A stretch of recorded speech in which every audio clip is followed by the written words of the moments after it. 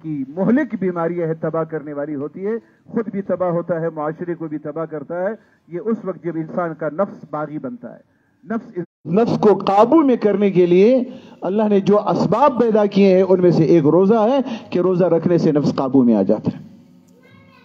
اب ہم اور آپ کی یہ اندر کی یہ قوت ہے جو گناہوں پہ ابھارتی ہے، اور اس کو روکنے کے لیے، قابو رکھنے کے لیے ہمیں جو محنت کرنے کی، جس طرف توجہ دینے کی ضرورت ہے، کتنی کرتے ہیں۔ دوسری چیز شیطان ہے۔ ہر آدمی کے ساتھ شیطان ہے۔ کوئی آدمی ایسا نہیں ہے چھوٹا بڑا جس کے ساتھ شیطان نہ ہو۔ سب آپ یہ مسجد میں بیٹھے ہیں، سب کے ساتھ شیطان موجود ہے جو اس پر محنت کر رہا ہے۔ ممبر پر بیٹھنے والے پر بھی، نماز پر کھڑے ہونے والے پر بھی، مسجد میں آنے والے پر بھی، بولنے والے پر بھی، سننے والے پر بھی، ہر ایک کے اوپر محنت ہوتی ہے۔ شیطان آدمی کو کام کرنے نہیں دیتا اور کام اس کا خراب کرتا ہے۔ یہ ہم اور آپ سب کے ساتھ ہے۔ اور پھر میرے دوستوں، ان دونوں کے ساتھ ساتھ جو باہر کا ماحول ہے یہ زیادہ خطرناک ہے۔ باہر کا ماحول، کبھی کبھی باہر کا جو ماحول ہوتا ہے وہ جاہلانہ ماحول ہوتا ہے، تاریک ہوتا ہے، اندھیرا ہوتا ہے۔ جہالت اندھیرا ہے۔ دنیاوی اعتبار سے اگر علم کا فقدان ہو تو جہالت ہے، دینی اعتبار سے اگر علم کا فقدان ہو تو بھی جہالت ہے۔ دینی حوالے سے آدمی کے گھر میں، آدمی کے پاس، آدمی کے گھر میں، آدمی کے ماحول میں علم اور معلومات اور یہ روشنی نہ رہے تو یہ بھی جاہلیت کا زمانہ اور دور ہے۔ اور دنیاوی اعتبار سے اگر معلومات اور علم کی کمی ہو تو اس کو بھی دور جاہلیت سے تعبیر کرتے ہیں۔ تو اب ہم اور آپ جو کہتے ہیں کچھ زمانہ گزرا ہے کہ جس کے لیے عام لوگ استعمال کرتے ہیں ڈارک ایج، تاریک ادوار، تاریک دنیا میں تاریک دور گزرا ہے۔ یہ ایک مادی حوالے سے تاریک دور ہے کہ دنیا اندھیرے میں تھی، یعنی علم نہیں تھا۔ آج روشنی کا دور ہے، ڈاکٹر، انجینئر، میڈیکل سائنس ہے، ٹیکنالوجی ہے، اور دنیا میں علوم اور فنون میں انسانوں نے مہارت حاصل کی، گاڑیاں بنائی، سمندروں میں تیرائی، ہواؤں میں اڑائی، مشینیں بنائی۔ آدمی نے ایک چھوٹی سی مشین میں پوری دنیا موجود ہے، اور جس ملک کو، جس جگہ کو، جس چیز کو دیکھنا چاہے ایک چھوٹے سے ڈبے کے اندر وہ سارا کچھ موجود ہے کہ دنیا نے اتنی ترقی کر لی۔ مادی حوالے سے اس ترقی کا کوئی انکار تو نہیں کرتا۔ یہ علم آ گیا، لوگوں نے دنیا میں ترقی کی، تو اب یہ کہتے ہیں کہ یہ روشنی کا دور ہے، یہ ترقی کا دور ہے، دنیا آگے بڑھ گئی ہے۔ لیکن میرے دوستوں، دینی حوالے سے، روحانی حوالے سے بھی تاریک دور اور روشنی کا زمانہ۔ حضور پاک علیہ الصلوۃ والسلام جب تشریف لائے، آپ کے آنے سے پہلے جو دور تھا، اور آپ جب تشریف لائے تو ایک دم سے تو وہ دور اسلام کے نور اور روشنی کا تو نہیں تھا، جاہلیت کے دور میں ہی تو آپ آئے تھے۔ صحابہ جب ایمان لائے تھے تو وہ دور بھی جہالت کا تھا، کہ محنت سے پھر انہوں نے اس تاریک دور کو روشنی کے دور سے بدل دیا، نور کے دور سے بدل دیا، ایمان کے نور سے بدل دیا، دور سے بدل دیا۔ دنیا میں نور آ گیا، دنیا میں روشنی آ گئی۔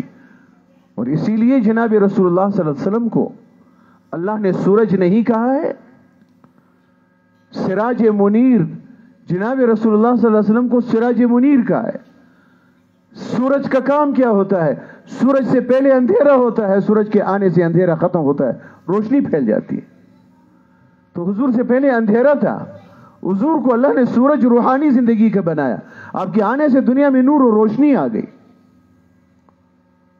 حضور پاک علیہ الصلوۃ والسلام کو اللہ تعالیٰ نے صحابہ کو چاند کی طرح روشنی دیتی تھی، ستارے اللہ نے ان کو بنایا تھا، ان میں اللہ نے نور رکھا تھا۔ وہ کون سا نور تھا؟ وہ کون سی روشنی تھی جو اللہ نے ان کو دی تھی؟ اور اللہ نے ان کو سورج اور چاند سے اور ستاروں سے اللہ نے ان کو تعبیر کیا ہے۔ ستاروں کے اندر 3 باتیں ہوتی ہیں جو قرآن میں ذکر کی ہیں۔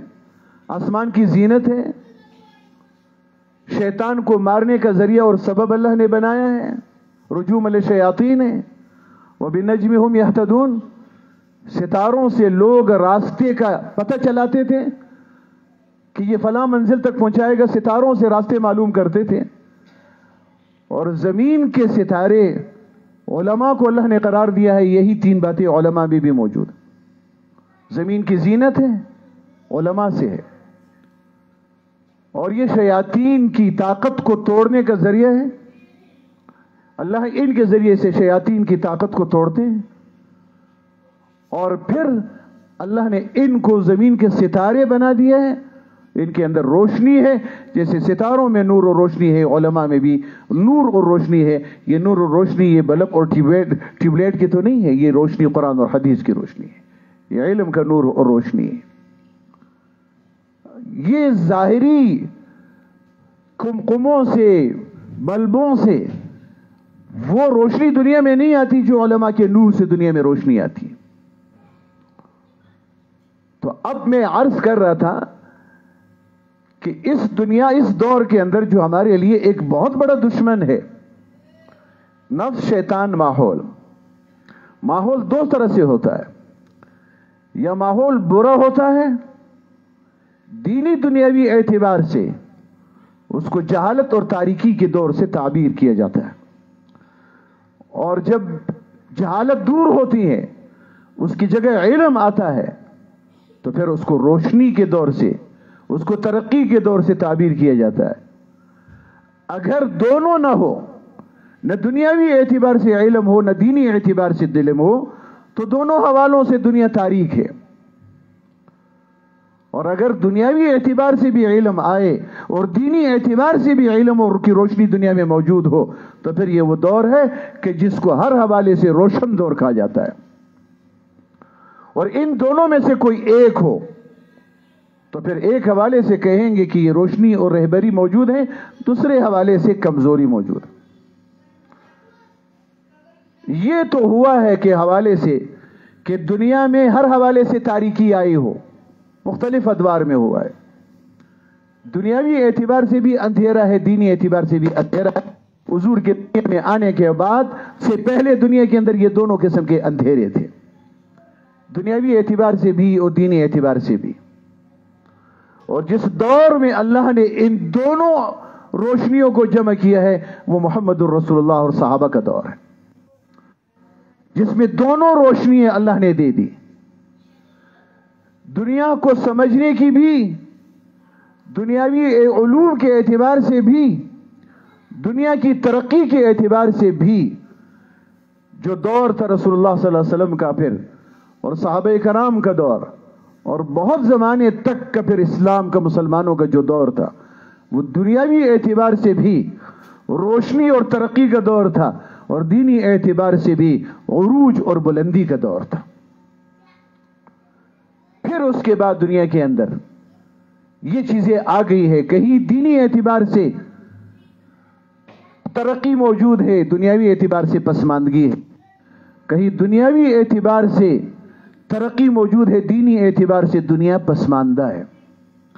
ہم اگر اپنے ملک کو، جیسے ہمارے ملکوں کو، جیسے لوگ ملکوں کو ترقی پذیر کہتے ہیں یا پسماندہ کہتے ہیں، پسماندہ ہے کس حوالے سے پسماندہ ہے؟ مثلا اگر اپنے ملک کے اعتبار سے بھی ہم یہ کہہ دیں کہ یہ پسماندہ ہے، یہ دنیاوی ترقی کے اعتبار سے پسماندہ ہے، اور ہم کہتے ہیں، ہمارے بڑے کہتے ہیں، دنیاوی لین کے سمجھنے والے کہتے ہیں، اور دنیا ہم ان سے 600 سال آگے. یہ 600 سال محنت کریں گے تب جا کر ہم آج جس جگہ پر ہے یہ وہاں پہ پہنچیں گے. دنیاوی اعتبار سے تو ہم نے اسلام کو چھوڑا تو دنیا میں بھی اتنے پست ہو گئے، لیکن علماء نے جو محنت کر کے دینی اعتبار سے جو دین کو یہاں برقرار رکھا ہے، پھر وہ امریکہ ہو، یورپ ہو، مغرب ہو، چین ہو، جاپان ہو، دنیاوی ترقی تو ہم کہیں گے، لیکن روحانی اعتبار سے جو روشنی ہے اس اعتبار سے وہ محروم ہے، وہ لوگ اندھیرے کے اندر ہے. لہذا وہ دور جہالت کے اندر ہے. حضور پاک علیہ السلام سے پہلے کا دور جہالت تھا، جاہلیت کا دور جو کہتے ہیں. اور اس دور کے اثرات کیا ہوتے ہیں پھر حضور پاک علیہ السلام جو روشنی لے کر آئے اس کے اثرات انسانوں پہ کیا تھے. اور آج کا دور میرے دوستوں، جس دور میں ہم زندگی گزار رہے ہیں، یہ وہ دور ہے جس کی مماثلت جناب رسول اللہ صلی اللہ علیہ وسلم اور صحابہ کے دور کے ساتھ ہے، یا اس دور کی مماثلت حضور کے دنیا میں آنے سے پہلے جو جہالت کا دور تھا اس کے ساتھ.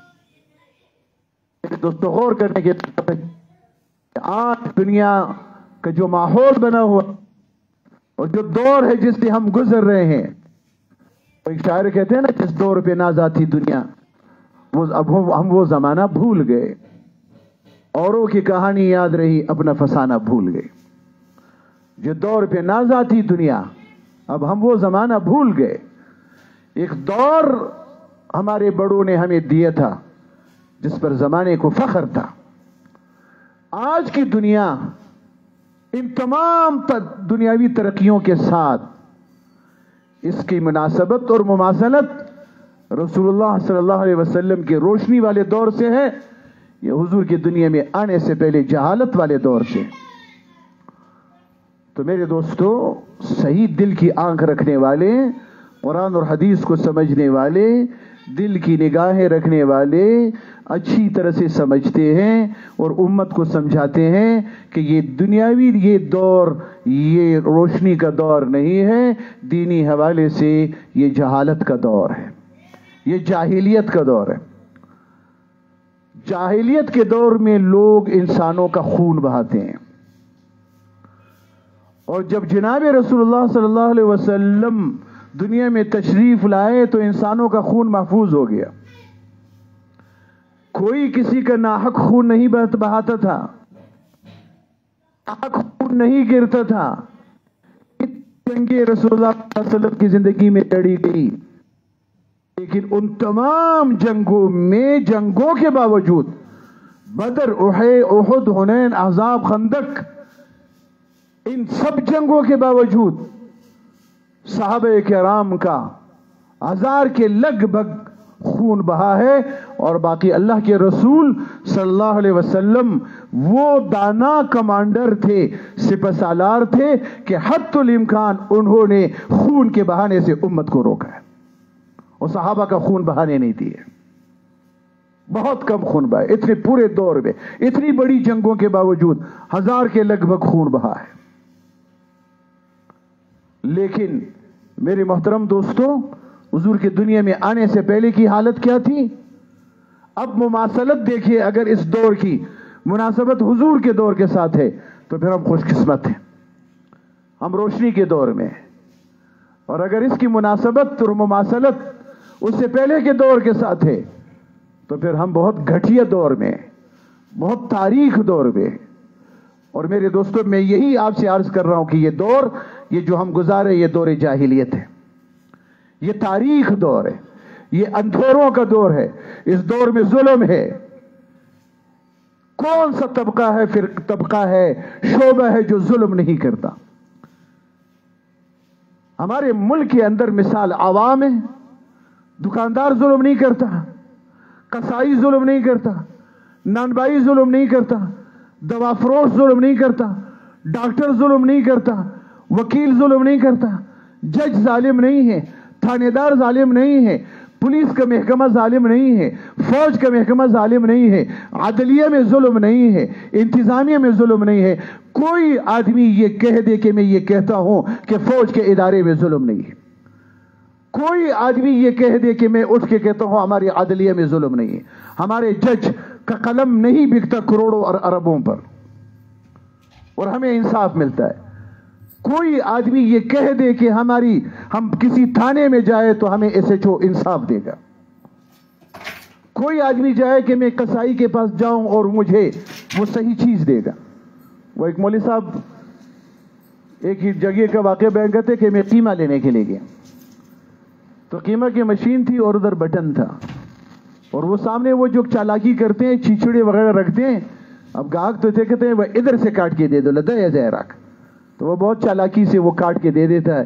گاہک کہتے ہیں کہ یار میں نے جا کہا وہیں سے کاٹ کے دیا، اور انہوں نے پھر وہ ہڈیاں اور چیچڑے مچڑے جو رکھے ہوتے ہیں اور پھر وہ جس چالاکی سے وہ اس میں ڈال دیتے ہیں تو اب قیمہ بنانے کے لیے اس نے جو چیچڑے رکھے ہوئے ہوتے تھے تو اس گاہک سے کہا کہ یار وہ ذرا بٹن تو آن کر دینا، بٹن آن کرنا، ادھر وہ بٹن کے اس نے چیچڑے ڈال دیے، تو اب وہ چیچڑے ڈال دیے. مولوی صاحب دیکھ رہا تھا، ویسا نے کہا کہ وہ اس کو دے دیے. جب مجھے دے رہا تھا کہتے مولوی صاحب رکھا مزہ ادھر کا، میں نے کہا ادھر سے دے دینا، دے دیا، لیکن میں نے کہا ادھر سے تو دینا لیکن بٹن خود لگانا، بٹن میں نہیں لگاؤں گا، بٹن آپ خود آن کر دینا، اس لیے کہ مجھے تو کہو گے بٹن لگا دینا، ادھر تم چیچڑی ڈالو گے. قصائی کیا کرتا ہے، نان بائی کیا کرتا ہے، ہم اور آپ خود کیا کرتے ہیں. ہم اور آپ بھی تو یا تاجر ہے تو ہم اور آپ کیا کرتے ہیں، یا ہم اور آپ زمیندار ہے تو ہم کیا کرتے ہیں، یا ہم دوا فروش ہے تو ہم کیا کرتے ہیں، یا ہم سبزی فروش ہے تو ہم کیا کرتے ہیں. ہر آدمی اپنی ضمیر کو جھنجھوڑے، ہر آدمی ظلم نہیں کرتا. تو یہ دور روشنی کا ہے یا اندھیرے کا ہے؟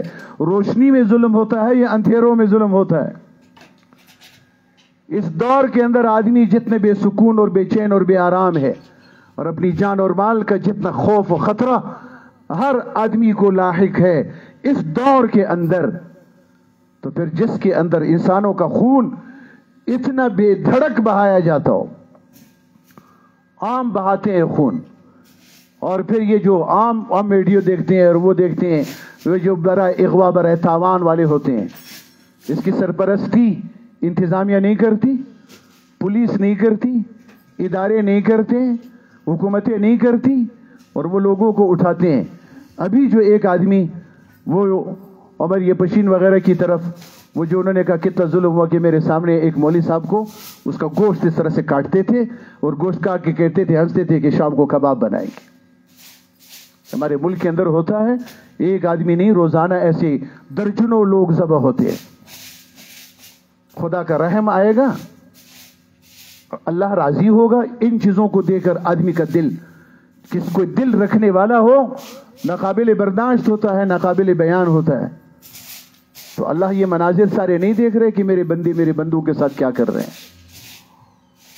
ہر دکاندار بیٹھا ہوا کتنا ظالم بیٹھا ہوا ہوتا ہے، ہر جج کا قلم کتنا ظلم کے بر مبنی فیصلے کرتا ہے. تو یہ دور میرے دوستو، یہ جہالت کا دور. اب یہ جو دور ہے تو اس دور کے اپنے اثرات ہیں، اور یہ سب سے زیادہ خطرناک یہ جو دور ہوتا ہے جس کے اثرات ہوتے ہیں. لہذا اس لیے نہ مسجد کا اثر ہو رہا ہے، نہ قرآن کا اثر ہو رہا ہے، نواز و نصیحت سننے کی طرف میں اعلان ہو رہا ہے. سن کر بھی ایسے آدمی، ہم اور آپ سمیت ایسے آدمی ڈیٹ ہوتا ہے کہ ہزاروں دفعہ سن کر بھی عمل کا جذبہ نہیں پیدا ہوتا، اور بات کو سننے کے لیے تیار نہیں ہوتا کہ میں نے اپنے اندر ایک تبدیلی لانی ہے، ایک انقلاب لانا ہے اپنے گھر کے اندر. رمضان المبارک کے مہینے میں بھی دل کو ابھی بھی تالے لگے ہوئے ہیں، شیطان بند ہے، لیکن ہمارے دلوں کو ابھی تک وہ سیاہی، وہ اندھیرے، اب تک وہ ظلمت وہ دور نہیں ہو رہی. اس لیے نماز کا، قرآن کا، ذکر کا، دین کا، علم کا، جان و مال کو لگانے کا شوق، اس کے باوجود اس حوالے سے جو یہ اتنا تاریک دور ہے، اتنی ظلمتوں سے بھرا ہوا دور. تو اس لیے میرے محترم دوستو، اب ہم اور آپ کو بار بار میں نے عرض کیا ہے، اللہ کرے ہم اور آپ فائدہ اٹھائے. عموماً میرے دوستو ہوتا یہی ہے، میں ایک عالم کی حیثیت سے مختلف نسبتوں نسبتوں کی وجہ سے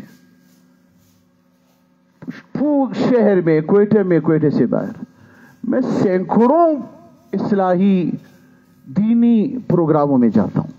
10 پروگرام میں نے دن میں کیے، اور جہاں جاتا ہوں مجھ سے کہتے ہیں تفصیلی بیان کرے، طویل بیان کرے. سینکڑوں پروگراموں میں روزانہ کے اعتبار سے لوگ بلاتے ہیں، مجمع ہوتے بیٹھے ہوئے ہوتے ہیں.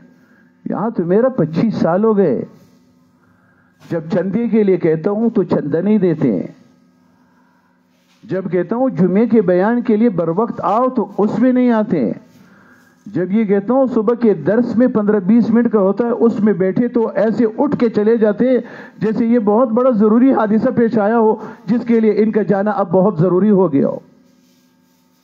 دوستو یہ ناقدری نہیں ہے، اور ناقدری کی سزا جب اللہ دیتے ہیں تو پھر پتہ ہے ہم اور آپ کو کہ کیا دیتے ہیں۔ علماء کے پاس جو علماء کا پیدا ہونا اور ان کے دل میں یہ درد کا ہونا اور امت کی ہمدردی کا ہونا، یہ خدا کی نعمت ہے، اور اس سے روگردانی، یہ خدا کی نعمت کے ساتھ جو روگردانی ہوتی ہے کہ میں اس نعمت کو نعمت نہیں سمجھتا۔ کیا میرے دوستو آپ اور آپ مسجد کو، مدرسے کو، بحیثیت ایک عالم کو، میری ان باتوں کو، ان تقاریر کو، اس ماحول کو آپ نعمت تصور نہیں کرتے؟ اس کو اپنے اوپر خدا کا احسان نہیں سمجھتے؟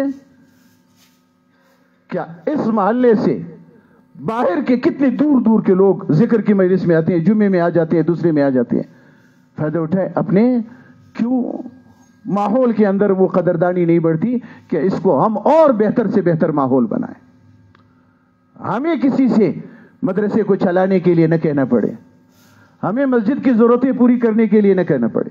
پچھلی دفعہ 2,62,000 بل آیا تھا بجلی کا، میں نے اس محلے سے دوستوں سے گزارش کی، اعلان کیا، 18,000 روپے جمع ہو گئے۔ 4 ہفتوں میں اعلان کرنے سے ایک بجلی کا بل جمع نہیں ہوتا۔ لیکن میرے دوستو اب ہم اتنا کام کرتے ہیں، دوست ہوتے ہیں، ساتھی ہوتے ہیں، ان کو کہہ دیتے ہیں، وہ لاکھ بھی دے دیتا ہے، 2 لاکھ بھی دے دیتا ہے، 5 لاکھ بھی دے دیتا ہے، کبھی 10 لاکھ بھی دے دیتا ہے۔ نورالحرمین کے لیے مجھے ضرورت تھی، سریہ خریدنا تھا، 26 لاکھ روپے۔ یہاں مجھے ایسا نظر نہیں آیا کہ میں کسی سے کہہ دوں کہ آپ مجھے ادھار دے دیں، لیکن میرے باہر کا کوئی ساتھی تھا، میں نے کہا کہ مجھے ادھار چاہیے، سریہ خریدا ہے، انہوں نے اسی دن دیا۔ تھوڑی دیر ہو گئی اور ساتھ میں معذرت بھی کہ مولوی صاحب دیر ہو گئی، آپ کو تکلیف ہو گئی ہوگی، اور 25 لاکھ روپے چند گھنٹے میں مجھے ادھار دے دیا۔ یہ امید مجھے یہاں سے کیوں نہیں؟ کیوں مدرسے کو چلانے کے لیے اتنے بڑے محلے میں ہمیں کسی سے باہر کے لوگوں کو کہنا پڑتا ہے، میسج کرنا پڑتا ہے، ان کے پاس جانا پڑتا ہے؟ یہاں ہم بیت الخلا بنا رہے ہیں، اس کے لیے جتنا خرچہ آ رہا ہے، مسجد کے لیے بن رہا ہے، محلہ بھی بن رہا ہے، لوگ بھی ہیں، مدرسہ بھی ہے، اس کے لیے ٹیلوں کی ضرورت ہے۔ کتنی دفعہ مولانا عبید اللہ صاحب، مولانا عصمت اللہ صاحب میں ایک کے پاس گئے، ان سے کہا تھا کہ آپ ہم بیت الخلا بنا رہے، وہ بنا رہے، کچھ ٹیلے دے دیں، 2 باتھ روموں کے ٹیلے انہوں نے دے دی۔ پھر سرکی روڈ پہ ایک کے پاس گئے، کسی کے تعلق کی بنیاد پر کچھ بیت الخلا، وہ آئے گا میں دیکھوں گا، دیکھ کے اس نے کچھ ٹیلے بھیج دی۔ 4 کئی کے پاس گئے تو 4 بندوں سے چند ترغیب دے کر آپ کو اجر ملے گا، ثواب ملے گا، مسجد ہے، مدرسہ ہے، اور وہاں سے ہم نے ٹیلے یہ جمع کر کے اب ہم باتھ روم لگا رہے ہیں۔ اتنے بڑے محلے میں تو لوگ مجھے یہ سمجھتے ہیں کہ پتہ نہیں مولوی صاحب کو اس محلے والے چاندی سے تولتے ہوں گے، سونے سے تولتے ہوں گے، اور ان کو خود باہر کسی کو ضرورت نہیں پڑتی ہوگی۔ کیوں؟ اس کی طرف یہ ناقدری ہے میرے دوستو۔ ایسے نہیں ہے کہ کام نہیں ہوتا اور یہ محلے والے ہیں، میں کروں گا تو کام ہوگا، آپ کریں گے تو کام ہوگا، نہیں، میں کروں گا میری خوش نصیبی ہوگی، یہ میری سعادت ہے، آپ کریں گے آپ کی خوش نصیبی اور آپ کی سعادت۔ اس دفعہ بھی اب ہم کل 4 لاکھ کا بل ہم نے سمرسیبل اور وہ خریدا، ظاہر اس کے لیے ہم نے باہر باغ دوڑ محنت کی، شمسی کے لیے بھی کی۔ کل ہم نے 4 لاکھ روپے کا سمرسیبل تھا، پانی تھا، 3 لاکھ روپے کا بل آتا تھا، تو ہم نے یہ خریدا۔ اب باہر بس بولی عبید اللہ صاحب کو، ساتھی کو بھیجا، محنت کی، سمرسیبل لے کر آئے، اب فائدہ سب اٹھائیں گے۔ اب ہم تو اپنے طور پر دین کا ایک کام ہے جس کو ہم اپنی سعادت سمجھتے ہیں کہ یہ ہو اور محلے والوں کو بھی فائدہ ہو، دنیا کو بھی اس کے لیے فائدہ ہو جائے۔ آپ سے میں گزارش کرتا ہوں، بار بار کہتے ہوئے مجھے شرم آتی ہے، کئی دفعہ میرے یہ ارادہ کرتا ہوں میں کبھی نہیں بولوں گا، پھر اللہ کام کرتا ہے، کرے گا انشاءاللہ، لیکن کبھی اتنا دل ٹوٹتا ہے کہ میرے دل میں آتا ہے کہ میں کبھی نہیں بولوں گا۔ میرے اعلان کرنے پر اتنا بڑا محلہ مجھے 18,000 روپے کے بل میں دے دیتا ہے، یہ کیا ہے؟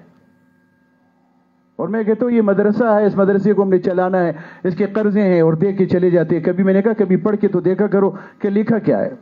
ایک دینی ادارہ ہے، اللہ کرتا ہے، کرے گا، لیکن میں کہتا ہوں ہم اور آپ تو ایک محلے کے لوگ ہیں، یہ آپ کی سعادت ہے کہ آپ اس مدرسے کو اس طرح سے کریں کہ ہمیں باہر کسی کو کہنے کی ضرورت نہیں، خود آگے بتایا کرے کیا ضرورت ہے، آٹے کی ضرورت ہے، چینی کی ضرورت ہے، دال کی ضرورت ہے، اور ہم یکسوئی کے ساتھ دین کا کام کریں گے۔ ہمارے دوست ہے ولی صاحب آئے ہوئے ہیں، نوشکی سے بھی آئے ہوئے ہیں، اور مولانا عبد الکریم صاحب ہے، یہ بال نگر سے آئے ہیں، ہمارے دوست ہیں، اور یہ کبھی کبھار تشریف لاتے ہیں، تو اعلان کریں گے انشاءاللہ۔ پورے مجمع سے گزارش ہے، اور ہر مدرسے کے لیے میں بار بار آپ سے کہتا ہوں کہ جو بھی مدرسے والے آئیں اور وہ ضرور اپنا حصہ ضرور اس کے اندر ڈالا کریں، انشاءاللہ آپ کا حصہ ہوگا۔ پورے پاکستان میں کئی دن کی خدمت ہوگی، آپ کا حصہ ہوگا انشاءاللہ۔ تو ان کے ساتھ ان کے وہاں پر بھی بندے ہوں گے، یہاں بھی بیٹھے ہوئے ہوں گے، تو انشاءاللہ ان سب کے ساتھ کرنا ہے جو بھی مدرسے والا ہے۔